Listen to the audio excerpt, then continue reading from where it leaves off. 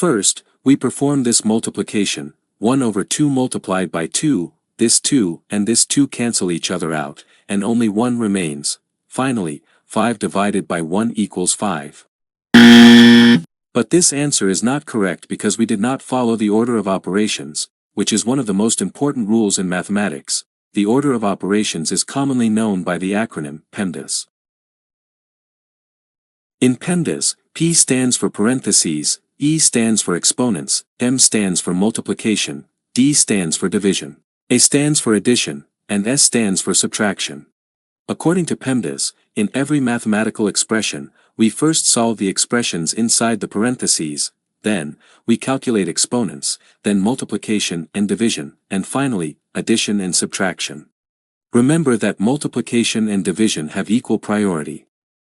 Therefore, in any expression that contains both multiplication and division, we move from left to right and perform whichever operation appears first. The same rule applies to addition and subtraction. When an expression contains both addition and subtraction, we solve them from left to right.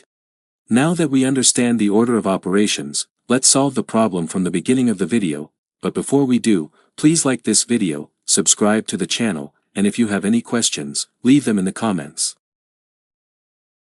The expression is 5 divided by 1 over 2 multiplied by 2. In this expression, we have both multiplication and division. According to PEMDAS, since multiplication and division have equal priority, we solve them from left to right. Now, if we move from left to right in this expression, we reach the division first, so we first perform the division, and then we perform the multiplication. 5 divided by 1 over 2. To solve this division, we use the KCF rule.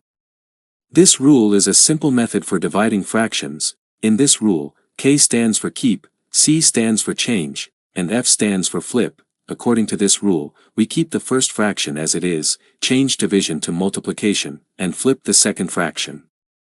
Now, according to this rule, we keep 5 as it is, change division to multiplication, and flip 1 over 2, which becomes 2.